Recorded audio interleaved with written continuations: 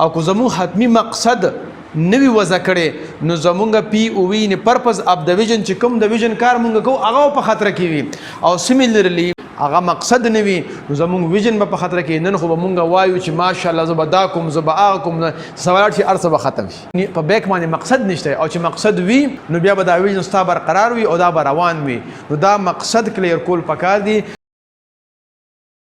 اوس یو ټرمینالوجي ایډیالوجي سمپل دغه ته عقیده ته هم وای ایډیالوجي. اوس ایډیالوجي ته وای د بیسیک بیلیف ار ګراوندینګ پرنسپلز اف ا پرسن ار اف ا ګروپ د یو انسان یا د یو ګروپ عقاید ته یا هغه اصول ته چې په هغه باندې هغه جون تیرین او هغه ته ایډیالوجي یا عقیده وای. دا د اکسفورد the Webster dictionary مطابق یا a systematic body of concept especially about human life or culture. داس یو باډي وی چې هغه د human life یا د culture باره کې یو systematic هغه concept جوړ کړی نو هغه ته مونږه ideology وایو یا a manner or the content of thinking characteristic of an individual group or culture د یو ثقافت او د یو ګروپ یا د یو انسان د سوچ چې کوم مواد دي د هغه مینر ته او طریقې کار ته هم ایډیالوجي وایي. خو لب لباب دا شو چې زمونږه چې کوم عقیده ده هغه ته ایډیالوجي یعنی عقاید ته څه وایي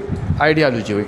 ها اوس ایډیالوجي بعضی ذاتی وي یعنی پرسنل ایډیالوجي او ډیفاینډ ایډیالوجي وي. لومړی به موږ اول ډیفاینډ ایډیالوجي any ideology which has been clearly articulated and written هغه عقیده چې هغه په واضح الفاظو کې لیکل شوی وي نو ایته ډیفاینډ ایډیالوجي وي. لکه مثلا موږ دا وایو چې کمیونیزم دی هندویزم دی سوشلیزم دی کیپیټالیزم دی او د دې ډیفینیشن مطابق اسلام هم یو ایډیالوجي ده.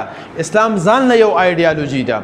نو کوم موږ دغه جوړو نو موږ به د خپل ایډیالوجي نه د خپل مذهب مطابق خپل ویژن جوړو. نو چې کله د ایډیالوجي خبره راشي نو هغه ته زمونږ مراد سوي اسلام به مراد وي نه نور ایډیالوجي مراد بنوي. نو دا خبره دې مونږ ته کلیر وي. دویم پرسنل ایډیالوجي څه ته وایي چې بعض خلک خپل ذاتي عقاید مراجمه کوي او د نورو مذاهبو مسلک ډېر ښه واخلي او ځان له یو سوچ جوړ کړي.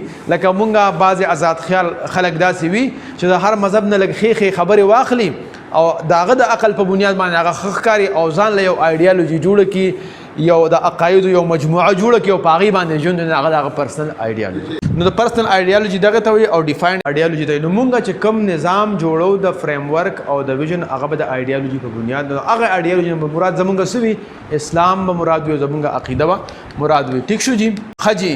اوس ساوند ایډیالوجي یعنی ټیک ایډیالوجي. نو وداوت ا ساوند ایډیالوجي وی آر ایٹ ا سیویر ریسک. کو زمونږ عقیده نه وي ګورې مونږ ډېر په خطر کې یو. سمپل از دیټ. او زمونږ عقیده څه پکار ده اسلام. نو لومبه د خپل عقیده د دې خطرې یو غټ مثال دا چې موږ نوجوانان بار لړ شي نو غریبانان اسلام او یالوجي د کړي دي تاسو تحریش سو بالکل اف کورس اول په خپل ساوند مونږ لومبه ساوند ایډیالوجي کلیر کول پکار دي. ویژن با هغه پسې خبره کو. دویم without a sound ideology our ultimate purpose at risk. نو کو زمونږ ساوند ایډیالوجي نه وي نو زمونږ حتمی مقصد به په خطر کې وي.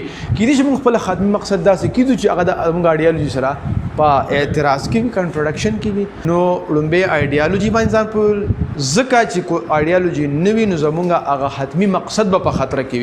او دغه شان دی without an clear ultimate purpose our POV is at risk. او کو زموږ حتمی مقصد نوی وضع کړي نو زمونږ POV نه پرپز اف د ویژن چې کوم د ویژن کار مونږ کو هغه په خطر کې وي او سیملرلی هغه مقصد نه وي نو زمونږ ویژن په خطر کې. نن خو مونږ وایو چې ماشاءالله زبدا کوم زبا کوم سوالات چې ارسه به ختم شي په بیک باندې مقصد نشته او چې مقصد وي نو بیا به دا ویژن ستا برقرار وي او دا به روان وي.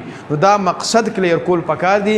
نو او دغه شانته without a clear vision we are at severe risk. او بغیر ویژن نه ګوري مونږ ډېر په خطر کې یو. نو کو زمونږ ویژن نه وي کو هغه د فیملی ویژن وي کو د انډیویډوال ویژن وي کو د انسټیټیوشن ویژن وي نو کو دا نه وي نو ګوري مونږ په خطر کې او دا خطرات مونږ مخکې ذکر کړل. د خدای د پاره پښتنو سانونو پیژنئ ستاسو د پاره خو به ځان له پیغمبر نه راځي.